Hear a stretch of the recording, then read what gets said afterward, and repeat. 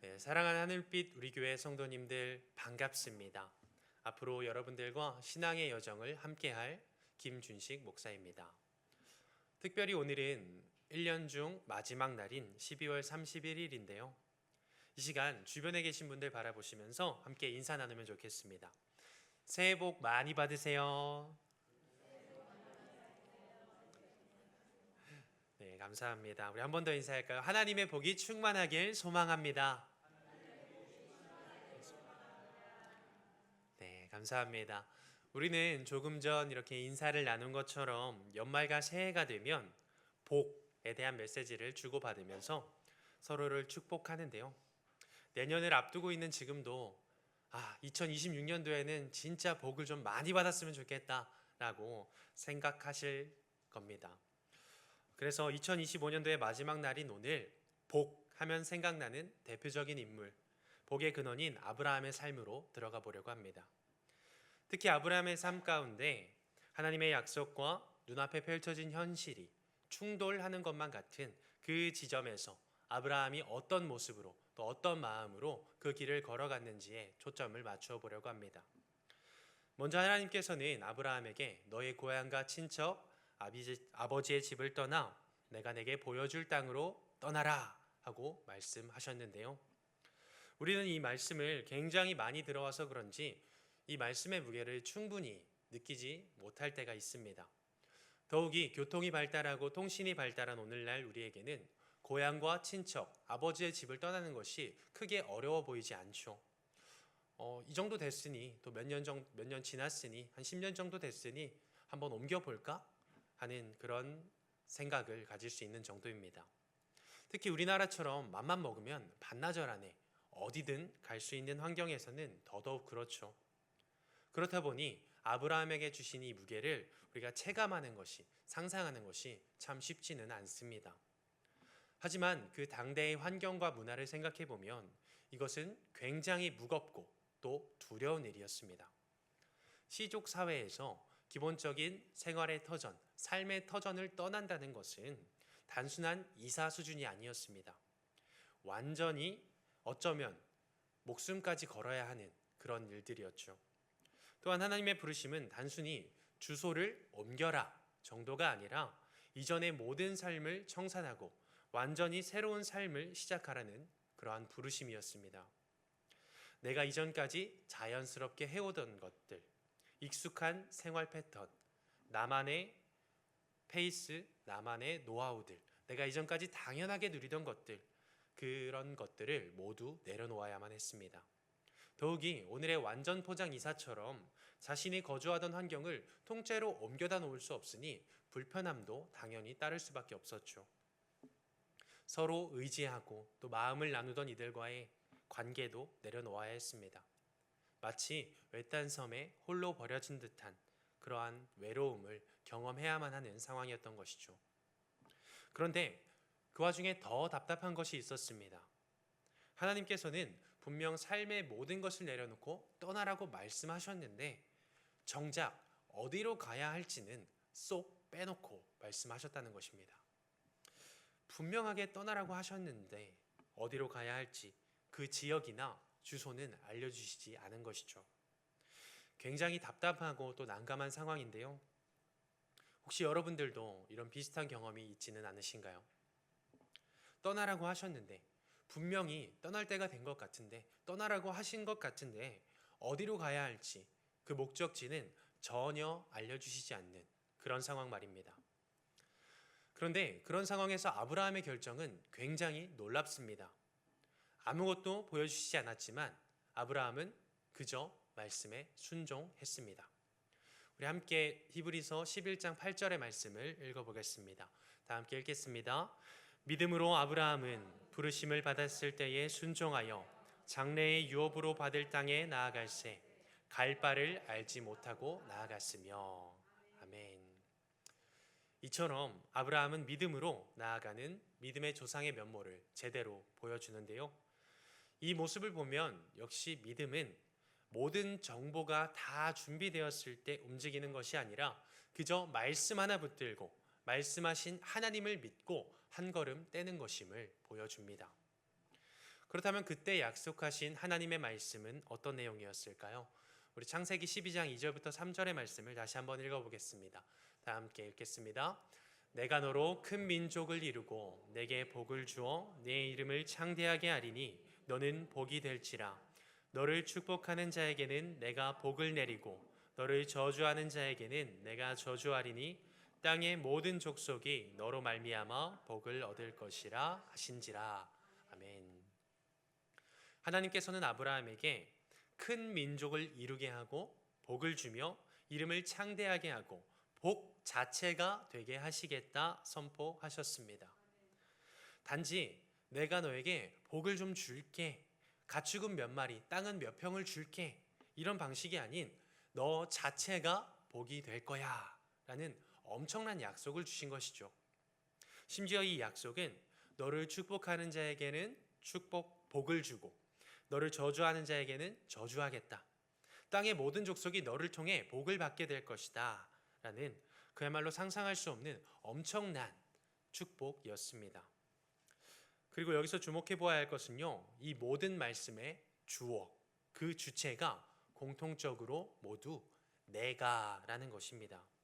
내가 너로, 내가 복을 주어, 내가 복을 내리고, 내가 저주하리니. 그러니까 복의 근원이 되는 출발점도 방법도 인간의 능력이나 그의 도덕성, 그의 성품이 아니라 내가 하겠다고 선포하시는 여호와 하나님께 있다는 것입니다. 스스로 계신 여호와께, 모든 것의 주인이신 여호와 하나님께 있다는 것이죠. 이처럼 우리는요, 내가 무엇을 하느냐를 생각하곤 하지만 성경은 늘 하나님께서 무엇을 하시느냐를 말씀합니다. 우리의 생각과 계획보다 내가 이루겠다고 말씀하시는 하나님의 약속이 모든 것의 시작이고 전부임을 말씀합니다. 자, 그렇다면 아브라함에게 주신 이 약속은 정말로 성취가 되었을까요? 한 걸음 더 들어가 보려고 합니다. 아브라함은요, 이 놀라운 약속을 믿고 목적지를 정해주시지 않은 상황에서 삶의 터전을 떠났습니다. 그때 조카인 롯도 함께 하란으로부터 가나안을 향해 나아갔죠. 그러자 하나님께서는 내가 이 땅을 내 자손에게 주겠다 약속을 주셨습니다. 이 아브라함은 제단을 쌓고 그곳에서 감사하며 하나님께 예배를 드렸죠. 여기까지만 딱 떼어놓고 보면 아브라함은 그야말로 믿음의 조상임에 틀림없어 보입니다. 모든 것을 내려놓고 앞도 뒤도 보이지 않는 상황에서 그럼에도 불구하고 오직 하나님의 약속을 믿는 믿음으로 담대히 그 길을 걸어갔으니까요. 그러나 그도 역시 연약한 사람, 우리와 성정이 같은 사람이었습니다.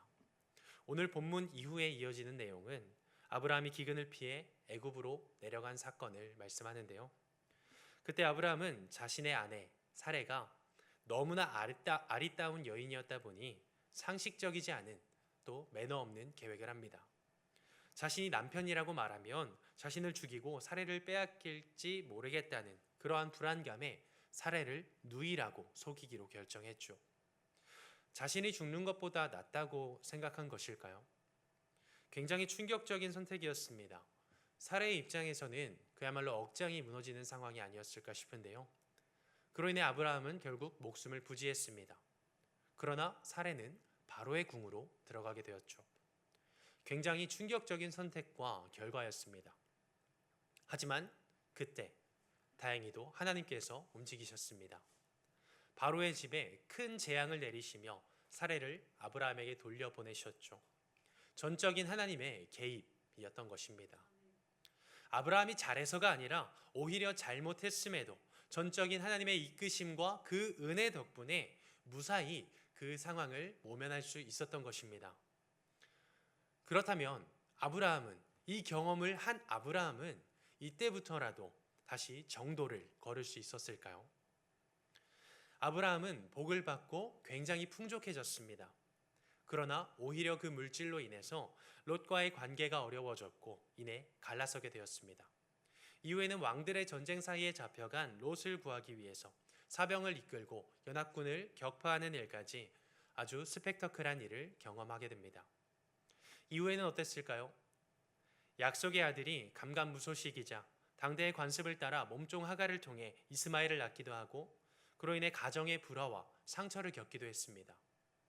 심지어 창세기 20장에 가면요, 또다시 자신의 아내를 누이라고 속이는 일까지 같은 실수, 동일한 잘못을 반복하기도 했죠. 여러분, 솔직히 이 정도면 믿음의 조상 탈락 아닌가요? 그런데요, 하나님께서는 그런 아브라함을 믿음의 조상으로, 복의 근원으로 세우셨습니다. 왜였을까요? 결코 그가 완벽해서도 아니고 실수가 없어서도 아니었습니다. 넘어지지 않아서가 아니었습니다. 비록 연약했지만 그럼에도 끝까지 하나님을 붙들었기 때문이었죠. 그리고 무엇보다 먼저 하나님께서 아브라함을 강하게 붙들어 주셨기 때문입니다. 애초에 모든 것이 하나부터 열까지 하나님의 은혜였다는 것입니다. 하나님의 약속, 그 약속을 하신 분이 바로 여호와 하나님, 아무것도 존재하지 않을 때부터 스스로 존재하신 분, 만물의 창조자요 주관자이시며 영원부터 영원까지 계신 분, 약속을 반드시 지키시는 신실하신 하나님, 우리와 늘 함께 하시는 하나님이시기 때문입니다. 그렇다면 이제 질문이 생깁니다. 하나님께서 주신 약속은 아브라함에게만 해당된 것일까? 그 오랜 옛날에만 유효한 것일까? 라는 질문이죠. 그런데요, 성경은 분명하게 말씀합니다. 우리 갈라디아서 3장 6절부터 9절의 말씀을 읽어보겠습니다. 함께 읽겠습니다. 아브라함이 하나님을 믿음에 그것을 그에게 의로 정하셨다 함과 같으니라. 그런즉 믿음으로 말미암은 자들은 아브라함의 자손인 줄 알지어다. 또 하나님이 이방을 믿음으로 말미암아 의로 정하실 것을 성경이 미리 알고 먼저 아브라함에게 복음을 전하되 모든 이방인이 너로 말미암아 복을 받으리라 하였느니라. 그러므로 믿음으로 말미암은 자는 아멘. 아브라함이 믿음으로 의롭다 하심을 받은 것처럼 오늘 믿음으로 하나님을 붙드는 우리 또한 아브라함의 자손이요 아브라함과 함께 복을 받는 자라고 성경은 말씀합니다. 혈통이 아니라 믿음이 그 계보를, 그 약속을 잇는다는 것이죠. 복의 근원이 되게 하겠다, 복 자체가 되게 하겠다라는 그 약속이 바로 지금 믿음으로 하나님 앞에 서 있는 우리 모두에게 유효한, 우리에게 주신 그 약속이라는 것입니다. 그렇다면 복이란 무엇일까요? 복은 결코 우리가 원하는 어떤 평탄한 삶을 의미하지 않습니다. 아브라함도 약속을 받았지만 그의 현실은 기근이었고 관계의 갈등이었고 두려움과 막막함이었습니다. 하지만 그의 삶에 언제나 하나님께서 함께 하셨죠. 바로 이 사실 자체가 가장 큰 복인 것입니다. 저 역시 최근에 비슷한 일을 겪었는데요. 저는 사실 이번에 하늘빛 우리교회로 올 때 오늘 우리에게 주신 이 말씀을 붙들고 왔습니다. 20살에 첫 고향을 떠나 천안에서 11년을 지내다가 두 번째 고향인 천안을 떠남에 있어서 무작정 떠나라는 그 말씀을 듣고 초반에는 무시하려고도 했지만 계속해서 말씀하시기에 떠날 것을 결심했습니다. 기존에 가지고 있던 생활 방식과 환경, 마음을 나눌 수 있던 이들, 너무나 사랑하는 성도님들과 다음 세대 아이들, 그 모든 것을 내려놓고 나아가기로 결심했습니다. 그런데 문제는 하나님께서 아브라함에게 그러셨던 것처럼 어디로 가야 할지는 보여주시지 않았다는 것이죠. 그렇게 답답하고 또 캄캄한 시간을 보냈었는데요. 그러다 제가 다녀왔던 선교지에 가봐야겠다는 결심으로 티켓을 살피면서 동시에 수백 개 이상의 교회를 살펴보던 중 단 한 교회, 바로 하늘빛 우리교회에 대한 마음을 주셨습니다. 어떤 조건이나 환경이 마음에 들어서가 아니었습니다. 조건도 환경도 전혀 아무것도 몰랐죠. 그저 마음을 열어주셨습니다. 이에 한참을 붙들고 지원 마감하는 날까지 꽉 채워서 기도하며 마지막 날 이력서를 보내게 되었는데요. 하나님께서는 이곳 하늘빛 우리교회 공동체를 통해 저에게 분명하게 보여주시고 이루실 일이 있으시구나 라는 확신을 가지고 지금 이 자리에 서게 되었습니다. 자, 그렇다면 지금 이미 이 자리에 서게 된 저는요, 하나님의 약속, 하나님께서 이루실 일, 그것들을 너무나 선명하게 바라보면서 24시간 내내 살아가고 있을까요? 죄송하고 부끄러운 말씀이지만 매번 그렇지는 못합니다. 어떤 순간에는 하나님께서 이것도 준비하셨고 또 저것도 준비하셨구나, 하나님께서는 분명히 계획이 있으셨구나 싶다가도 또 어떤 부분에서는 의심을 하기도 합니다. 말씀과 현실이 충돌하는 것 같은 그런 지점을 경험하기도 합니다.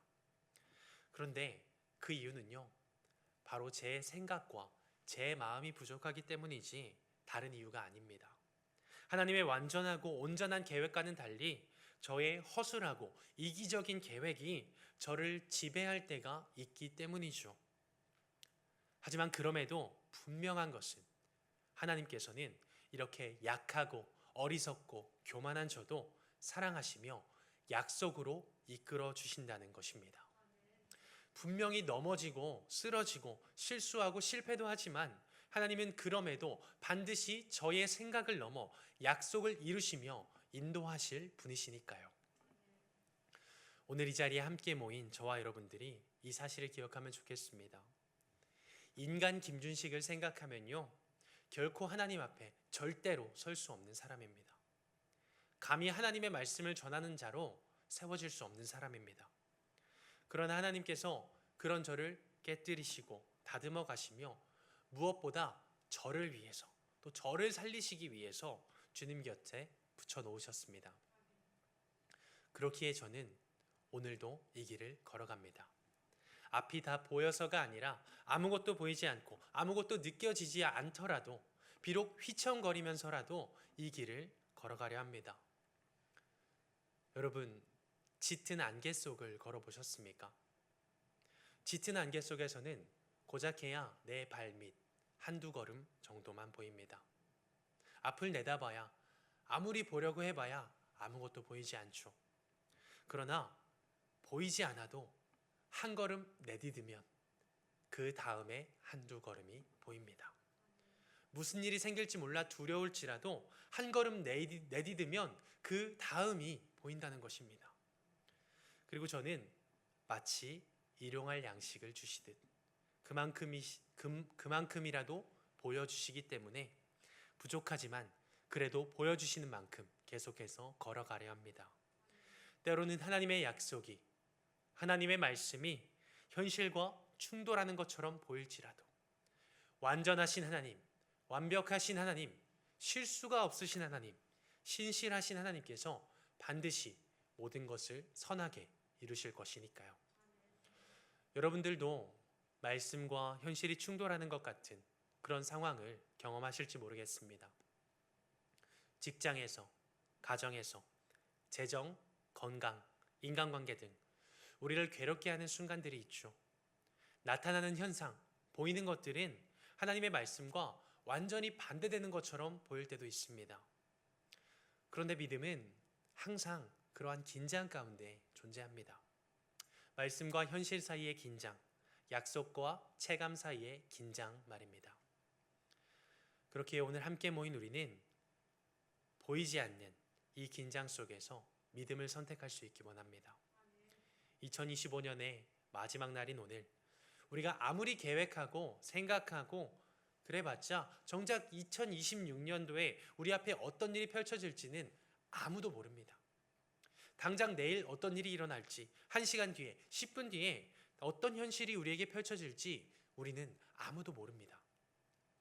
그러나 그렇기 때문에 우리를 인도하실 하나님, 약속을 반드시 지키시며 세상의 모든 것보다 크신 하나님, 완전하고 완벽하신 그 하나님을 믿으며 나아가기 원합니다.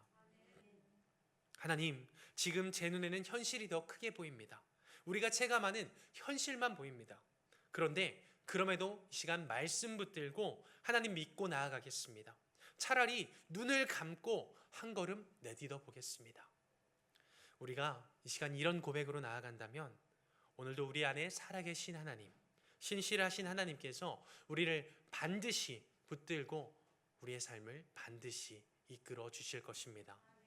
그렇게 2025년의 마지막과 2026년의 시작을 믿음으로 내딛는 우리 모두가 되기를 주님의 이름으로 간절히 소망합니다. 이 믿음의 길을 저와 함께 걸어 주시겠습니까?